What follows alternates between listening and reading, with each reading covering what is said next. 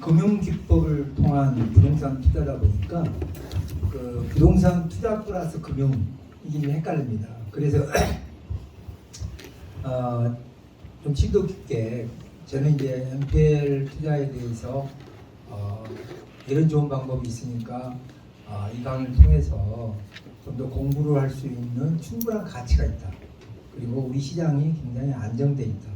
IMF 때부터 쭉 왔기 때문에 연간 한 4조에서 5조가 NPL을 통해서 경매 시장이나 공매 시장, 안 그러면 이제 채권 시장에서 시장을 형성하고 있다. 그래서 우리가 투자에 대한 다양성에서는 충분한 가치가 있는 투자이기 때문에 공부를 할 필요가 있다는 말씀을 드리고 시작하도록 하겠습니다. 그래서 이제 아까도 말씀드린 9억 천까지 이렇게 뭐 한 5번 유찰됐는데도 불구하고 누군가가 낙찰받는다. 그러면 그건 NPL이다. 이렇게 보시면 될 것 같고요.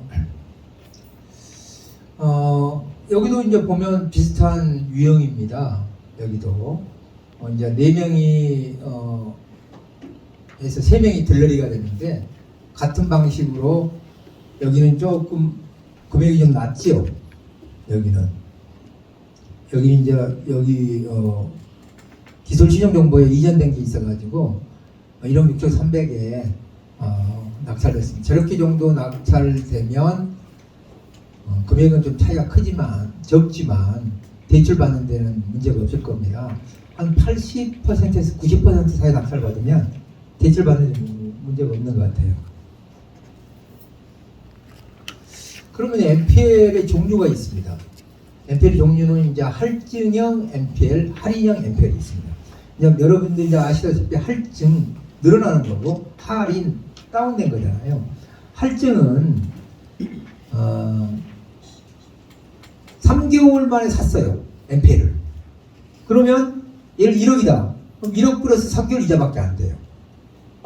그러면 내가 경매를 낙찰할 때 좀 어렵죠. 그죠? 금액이 조그마하니까. 그럼 계속 늘려야 돼. 할증형으로. 연체이자가 계속 늘어나야 됩니다. 그럼 경매가 한 1년 걸려. 그러면 1년 정도 이자가 또 늘어나겠죠. 그럼 경매를 좀 늦게 해. 그럼 이 경매를 늦게 하면 후순위 채권자가 가져갈 돈이 줄어듭니다. 내가 가져갈 돈이 많아지고요. 계산할 때 잘 계산해야 돼요. 설정 최고액 대비해가지고 몇 개월 정도 이자가 되면 120%까지 쌓이는가 뭐 이런 것도 볼 수 있죠. 그런 계산 방법이 있어서 이제 금융기법이 들어가는 겁니다. 그런데 이제 그런 경우에는 사실 좀 사지 않을 필요가 있어요. 그래서 할인형이 좋습니다. 할인형. 이 할인형이라는 건 뭐냐? 아까도 말씀드린다마는 이렇게 설정 최고액이 감정가하고 좀 비슷한 것들이 있잖아요. 그죠? 지금 20억인데 감정은 18억. 여기 보면 이게 설정되어 있는데 9억 가까이 되는 거. 그러니까 이게 설정이 이렇게 많이 되어 있는 거. 이런 걸 사야 됩니다. 이런 걸 사야지 좀 유리하게 우리가 경매로 낙찰받을 수가 있습니다. 과거에는 이제 배당을 수익으로 보는 때가 많았습니다. 그러니까 내가 낙찰을 못 받더라도 내가 여기서 이제 안전한 건 뭐 예를 들어서 내가 5억에 샀어요.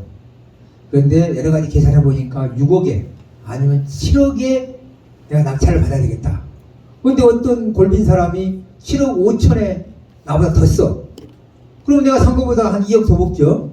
손해볼 거 없어요. 그죠? 나는 무조건 상가격보다 높게 쓸 테니까.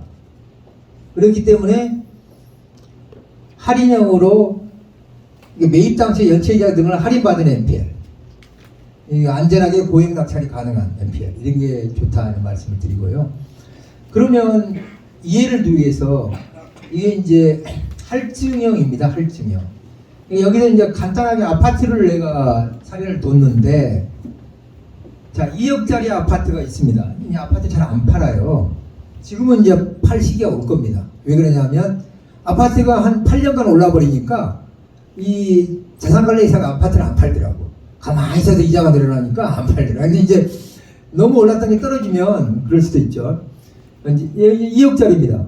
2억짜리를 NPL 매입가로 1억 플러스 연체이자 예를 들어 3개월 뭐 1억 300이라 그러죠. 1억 300에 사옵니다. 그런데 우리가 보통 아파트 낙찰가 80% 아닙니까? 그죠?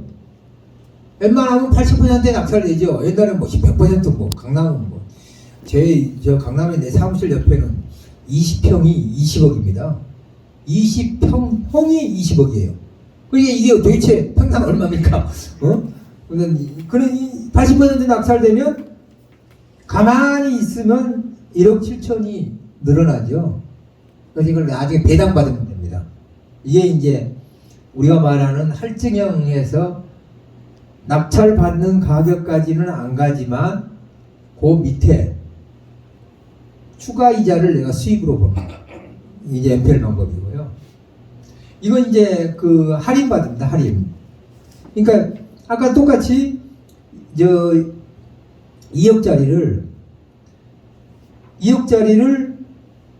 1억 2천이었습니다. 설정세율 20%에서. 근데 1억 300에 예를 들어서 할인 받는다.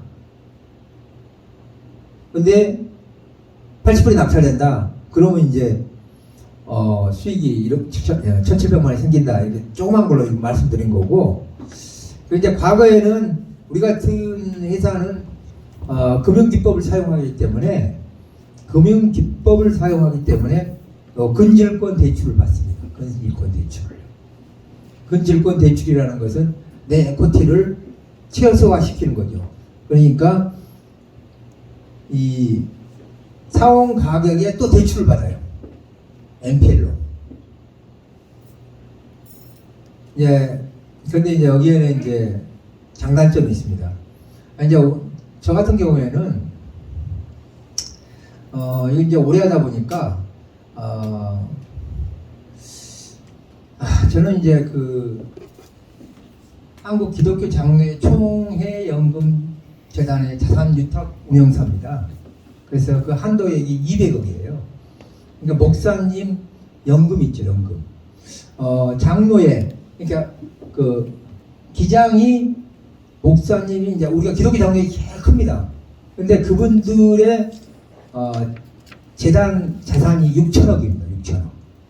6천억을 우리 국민연금 같이 운영하듯이 운영하고 있어요. 그 중에 내가 200억을 오다를 받아서 4년 전부터 운영하고 있죠. 그래서 운영 수익을 나는 NPL이나 부동산에 투자하고 그거에 대해서 일부는 기독재단에 수익을 주고 제가 일부 갖고 이렇게 운영하고 있습니다.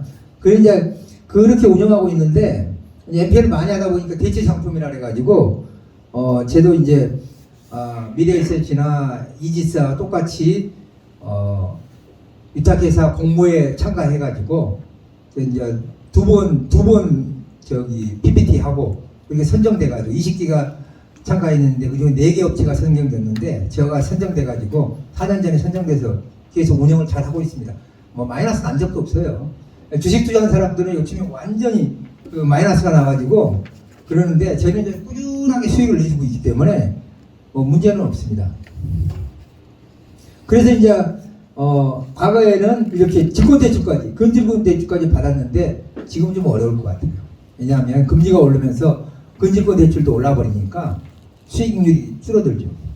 이렇게 하고 있습니다. 그러니까 이제 NPL 투자 사례를 좀 보여드리려고 해요. 사례를. 이건 이제 제가 다 투자했던 겁니다. 투자했던 그 일부를 제가 보여드리는 건데요. 이게 이제 남구에 있는 근생 나대지입니다. 이 나대지는 위에 모가 건물 있습니다. 모가 건물. 수기동 사거리에 있는 인천 수기동 사거리에 있는 모가 건물인데 34평인가 됩니다. 34평 정도 되는데 이거 NPL로 샀어요. 그래서 경매로 낙찰 받았습니다.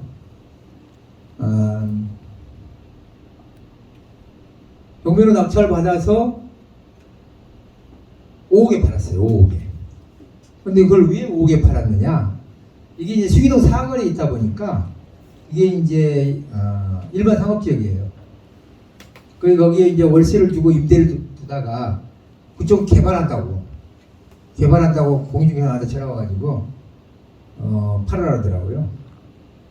그래서 내가 그냥 좀 할인해줘서 팔았습니다. 그래서 5억 정도, 매입가 대비 한 3억 천 벌었는데, 그리고 이제 이 다세대 유치권이 하나 있었는데, 유치권은 그냥 임대차 유치권이기 때문에 그냥 말만 유치권이지 그 무서워할 필요가 없어서 내가 저거 800만 원 주고 보냈어요. 거기에 뭐 지저분하게 막 하면서 좀 돈 좀 이사비 좀 받아가려고 유치권 신고했는데, 그 유치권 신고하니까 다른 사람이 아무도 안 들어와요. 내가 그냥 낙찰 받아가지고 파는 거고. 여기 강남구의 다세대인데 두 동을 제가 MPL로 샀어요. MPL로 사가지고 12억하고 13억 개 샀습니다. 그래서 이제 대출 받았죠. 대출. 신협이 골치가 아프다고 그 자기가 대출해 주더라고요. 자기가 질권 대출해 주더라고요. 자기가 질권 대출 해줘서 이것도 유치권 있었어요. 유치권도 있고 가처분 있었는데 다 소송해서 제거하고 공매로 제가 낙찰 받아가지고 이것도 팔았습니다. 그래서 각각 뭐 5억 5천하고 5억 9천 7천 나왔는데 이렇게 하고, 요건 아까도 저기 수협에 있으신 분 수협 8다공의 모텔인데 요거 27억에 제가 사가지고 32억에 팔았습니다. 회생이 있어서 요것을 코로나 때문에 모텔이 완전히 망가졌어요. 그래서 내가 엄청나게 고생했습니다. 그런데 이제 이게 단독 모텔이었는데 열심히 매수자를 찾았어요. 경매가 이제 입찰되면서 여기 사는데 딱 한 사람이 나왔습니다. 누구냐? 우리가 요양원이 그쵸, 요양사업이 그죠? 지금 사방에 보면 요양병원, 요양원입니다. 맞아요. 요양업자가 한 두 개 정도 가지고 있더라고요. 이게 요양업자가 어르신을 피를 받고 팔더라고요. 나는 깜짝 놀랐어요. 우리 유치원이 있죠, 유치원 피 받고 팔듯이 어르신을 피를 받고 팔더라고요. 요양원을. 그럼 이제 자기가 요양원을 두 개 가지고 있는데 단독 빌딩을 가지고 싶다. 4층 빌딩이었거든요. 이게. 그런데 28억을 제시하더라고요. 그래서 이 사람이 지금 내가 27억에 사봤는데 28억을 제시해. 아니야. 코로나 때문에 다 문 닫을 때입니다. 그러니까 뭐 42억짜리였거든요. 뭐 코로나 때문에 모텔 문 닫지, 뭐 사봤자 영업도 안 되지. 근데 내가 분석해 보니까 요양원으로 고치면 대박인 겁니다. 그래서 내가 이 사람이 자 32억 제시하니까 안 사더라고요. 그래서 당신이 안 사? 어떻게 생각했어요? 수원에 아무리 돌아다녀 봐라. 중심지에 이만한 빌딩은 없다. 내부 인테리어만 개장하면 요양원이다. 그래서 어르신 다 하면 한 60억에서 70억은 되겠더라고. 이제 그 요양업자를 불러다가 이제 견적을 받아봤어요. 그런 다음에 이제 그 점자가 30억 제시하니까 안 사더라고. 그래서 나는 이제 애인을 오래 했기 때문에 입찰장에서 만납시다 하고 갔어요. 입찰장에 갔습니다. 입찰장에. 그 사람 와 있더라고. 잠깐 오시라고. 내가 이제 입찰표 보여줄 테니까 알아서 들어오라고. 그러면서 32억짜리를 입찰 보증금 수표 한 장하고 32억짜리를 보여줬어요. 같이 갑시다. 당신 나 금액 안 볼 테니까 같이 따라가자고. 같이 입찰 들어가자고. 보내줬어. 32억짜리 그냥 보여줬습니다. 나가 낙찰 받을 테니까. 이제 나는 그때 낙찰 받을 마음이 없었습니다. 왜냐하면 그거 리모델링 하는 돈이 많이 들어가가지고 어쩔 수 없이 보여줬어요. 그때 이 사람이 엄청 고민하더라고요. 내가 32억짜리 딱 보여주니까 입찰표를 보증금 버려가지고 당신이 접수하든지 내가 할게. 이랬더니 쓴 게 얼마냐면 32억 499만 9천 원 썼어요. 아니 자기 떨어지니까요. 자기가 묵고 있으니까. 예? 이제 그런 식으로 이제 가격 결정권을 제가 이제 가지고 했었는데 이제 배포가 좀 있어야 됩니다. 이게 그런 식으로 이게 낙찰받은 사례가 있다 이렇게 말씀드리고. 이건 내가 저기 요 아까 말한 숭이동 4번이 요겁니다. 요 니은자인데 요게 그 모가 건물이에요. 여기에 니은 이렇게 돼 있어요. 34평. 그래서 내가 이걸 매매를 하려고 했더니 이 모가 건물이 안 될 것 같아. 그래서 이 모가 건물을 아예 철거해 버렸어요. 철거한 다음에 매매를 했죠. 그게 뭐 세금 혜택을 별로 못 본 것 같은데 하여튼 뭐 나대지로 파는 게 유리하니까 그래서 나대지를 철거한 겁니다. 이제 미음자임에도 불구하고 그냥 철거해버려가지고 팔았던 사례가 있다 이런 말씀드리겠습니다. 이게 이제 그겁니다. 그 아까 말씀드리고 다시 해야 돼요. 이것도 좀 제가 운이 좋았어요. 내가 이것을 유치권을 제거하고 올라가 봤더니 이게 이제 옥상 방수나 외벽 방수가 잘 안 돼 있더라고요. 그리고 화장실도 대충 해져 있어요. 그래서 내가 1억을 들여가지고 옥상 방수하고 외벽 방수까지 해줬어요. 왜 그러냐면 내 이름이 걸린 회사 이름에 서민 중에서도 다세대 사시는 서민한테 내가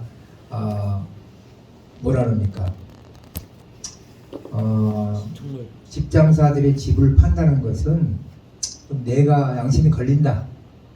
그래서 내가 손해를 보더라도 전체 다시 내가 방수하고 이거 방수 해주자. 화장실도 다 해주자.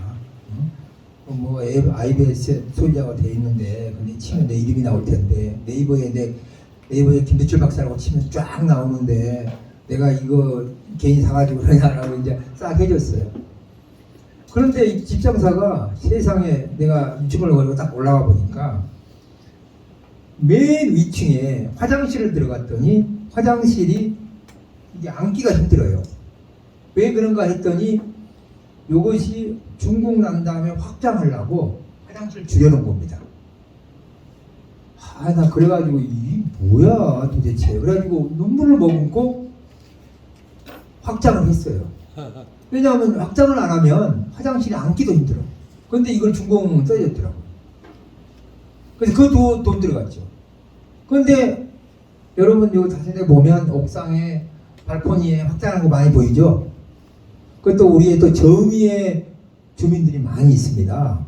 그걸 또 시골 부지런히 하시더라고. 그걸 찍어가지고.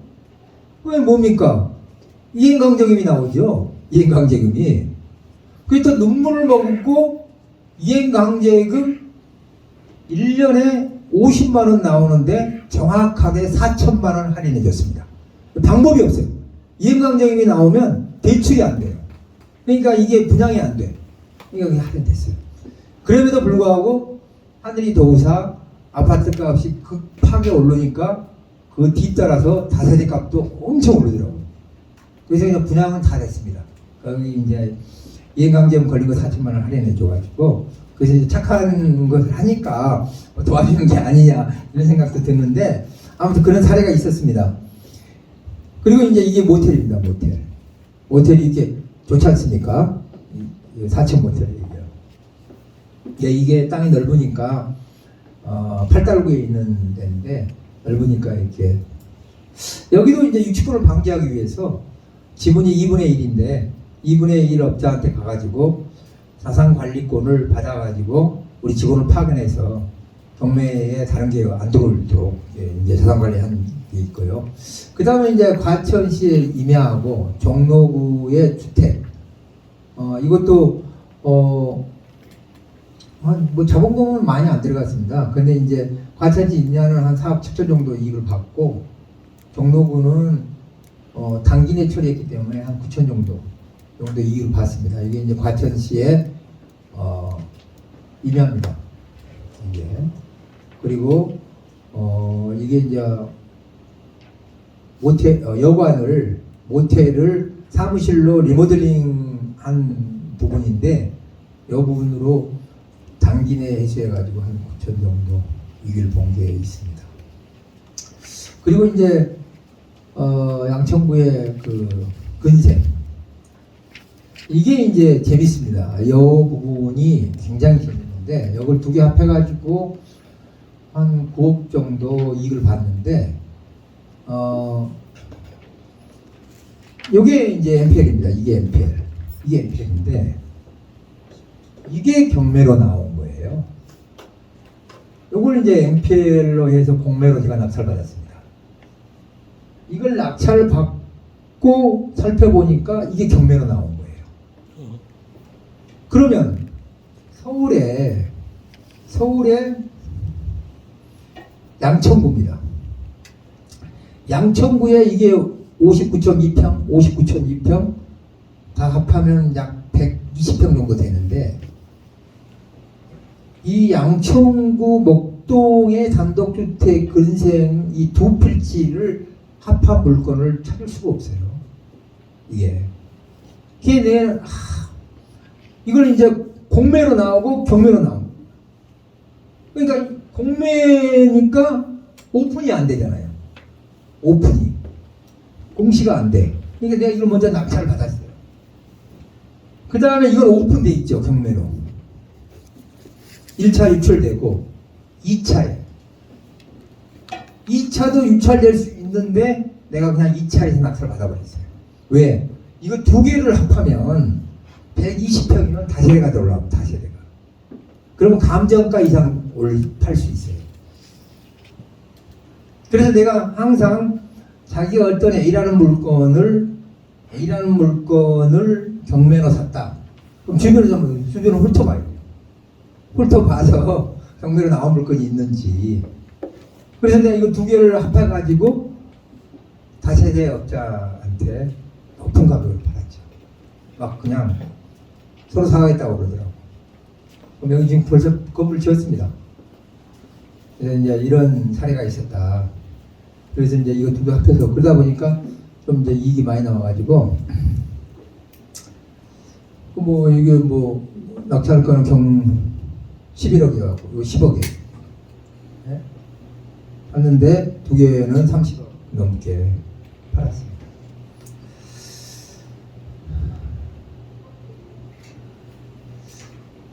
그 이제 MPL 투자 시점이 어디냐, 언제냐. 자, 정말 외환위기, 금융위기 이렇게 거치면서 그때 MPL 투자 및 자산관리를 하면서 제가 두 번을 거치면서 주기는 짧아집니다. IMF는 좀 길었죠. 한 4년. 금융위기는 짧아졌잖아요. 이번도 이제 어떻게 될지 모르겠습니다만은 길지는 않을 거라고 봅니다. 저는 이제 긍정적으로 길지는 않은 거 한 2년 가지 않겠냐 이렇게 보고 있어요. 그런데 그 2년이라는 그 기간이 MPL 투자에 있어서 기회를 잡아야 된다. 지금 이제 MPL은 이제 뭐 아까 말씀드린 유한코나 대신이 금융으로 바꿨습니다. 하나FNI, 뭐 대신FNI 이렇게 이지스 운영들이 하고 지금 2002년인데도 불구하고 3조밖에 안 돼요. 이게. 이 3조는 굉장히 적습니다. 우리 은행 규모에 비해서, 7명 비해서. 왜냐하면 이게 자산 건전성이 너무 좋거든요. 1%가 안 돼요, 1%가. 아파트가 계속 오르면서 저금리로 해가지고 연체를 안 하니까. 지금도 크게 보면 뭐 MPL 시중 연체 보십시오. 뭐 1%도 안 됩니다. 1%. 총 채권의 1%도 안 되는 MPL 비율을 가지고 있어요. 이제 이 금리가 조금 유지되면 아마 올라갈 겁니다. 그래서 저는 MPL 투자 시기를 내년 하반기로 봅니다. 내년 하반기로. 여러분 잘 기억해뒀다가 내년 하반기 때까지 준비하고 있으시면 돼요. 내년 하반기 때면 MPL이 좀 쏟아질 거다. 이렇게 보고 있습니다. 지금부터 쭉 하면 6개월, 7개월, 8개월 이렇게 해서 하반기 한 7, 8월 되면 쏟아져 나온다. 이렇게 이제 보고 있고, 그때가 타이밍이 아닌가. 투자 시점이 타이밍이 아닌가. 그럼 충분한 시간이 엄청 시간 있죠, 여러분. 공부를 열심히 하시면 돼요. 그 시간에 다른 것도 하시면서 MPL 공부를 하면서 준비를 해서 우린 부동산이 크기 때문에 한두 건이면 끝납니다. 그러지 않습니까? 뭐 자기가 마음대로 한두 건이면 하면 돼요. 뭐 욕심 부릴 거 없어요. 딱 찾아서 한두 건만 딱 잡으면 뭐 우리가 원하는 부동산을 취득할 수가 있다. 저는 그렇게 보고 있습니다. 준비를 해가면서 공부를 하면서 하시면 될 것 같고, 이게 이제 MPL 투자 방식의 세 가지 투자 방식입니다. 이게 MPL은 이 세 가지에서 떠날 수가 없어요. 이게 이 첫 번째 금융감독원의 등록업체. 저건 내가 등록을 해야 됩니다. 5억을 주고 MPL 투자하기 위해서. 상당히 뭐라 그럴까 좀 그렇죠. 근데 저 5억이 할 수 있는 금액이 50억 미만입니다. 그러니까 자기 자본의 10배밖에 못해요. 아니, 자기 자산의 10배. 자산은 부채도 들어가고 임대보증도 들어가고 다 들어가죠. 저 5억에 50억. 그래서 저희 회사 자본금이 21억이에요. 200억까지 하려고. 운영사 아까 기독교 자산 위탁회사잖아요. 200억 아니고 21억을 그냥 만들어 놓은 겁니다. 200억까지 하려고. 근데 200억까지 충분해요. 돈 버는데 그거 충분하죠. 50억까지 충분할 겁니다. 이게 뭐 많이 하는 건 아니니까. 그래서 금융감독원에 등록을 해서 여러 사람이 등록을 해가지고 뭐 한 4사람 5사람 모아서 1억씩 투자해가지고 5억을 해서 등록하는 방법. 그래서 MPL 투자 법인을 등록한 법. 근데 개인이나 일반이 하는 방법은 아까도 말씀드렸죠. 자산관리 유한가 대신해서 개인이 할 수 있다면 법인도 할 수 있습니다. 그래서 아까 채무 인수 방식으로 론세일은 아까 매입업체 가능하니까 일반은 채무 인수 방식, 채무 인수 계약 방식으로 할 수 있습니다. 잠깐요. 그럼 아까 우리 교수님께서 말씀해 주신 대로 우리가 주로 개인이니까 개인 같은 경우는 유한코 대신 뭐 저런 회사의 홈페이지에 들어가서 물건을 우리가 선택하고 네. 그거에 따라서 그 회사하고 채무 인수 계약을 딜을 해서 채무 인수 딜해서 투자를 하라 그 뜻이죠. 네, 그렇습니다. 예. 개인의 경우. 홀. 네. 액수는요? 네? 액수. 액수는 제한이 없습니다. 채무 인수 방식으로 액수는 제한이 없어요. 이건 물건에 제한이 없다는 겁니다. 공장 100억짜리도 할 수 있어요. 상관없어요. 그리고 이제 개인 일반 법인이 하는 MPL 매입업체의 근저당권부 근질권 설정 투자. 저건 뭐냐?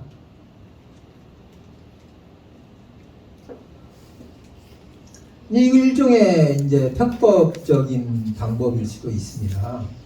왜냐하면 채권을 지배한다 하는 것은요, 내가 그 채권에 대한 권리를 취득하는 겁니다. 그래서 근저당권부 근질권이라는 것은 은행에서도 하고 있습니다. 은행에서 근질권 대출, 근저당을 사오면 그 근저당을 담보로 대출을 해주는 게 근저당권부 근질권. 이 근질권자가 근저당권 위에서 지배합니다. 그래서 이 근저당권자가 입찰에 들어가는 거예요. 무슨 얘기인지 아시죠? 은행이 대출을 해준다는 것은 근저당권부 근질권을 은행에서 해준다는 것은 문제가 없다는 겁니다. 그죠? 은행에서 뭐 보통입니까? 그게 아니죠. 저축은행에서나 다 해주고 있어요. 그러니까 근저당권부, 나도 근저당권부 근질 좀 많이 받았습니다. MPL 사올 때. 그러니까 그걸로 대출하는 방법. 이렇게 세 가지가 있습니다. 그런데 이제 여기에서 조금 뭐 여러 대의변제, 임의대행제, 법정 대의변제까지 깊이 들어가면 헷갈려요. 내가 다 알고 있지만 안 한다는 걸 그냥 알려드리려고 내가 그러는 겁니다. 그래서 이 세 가지 방법으로 투자를 하되 내년 하반기 이후에 준비했다가 내년 하반기 이후에 왼팔 물건이 쏟아지면 그때 골라서 들어가는 거다. 이렇게 말씀드리는 게 제가 오늘 핵심입니다. 콜. 네. 여기까지가 제 강의고요. 이제부터 질문 받는 시간 갖도록 하겠습니다. 이게 너무 어려우니까 질문도 무엇이든 질문하세요. 우리 교수님 그 전화번호 이렇게 공개를 좀 해주시면은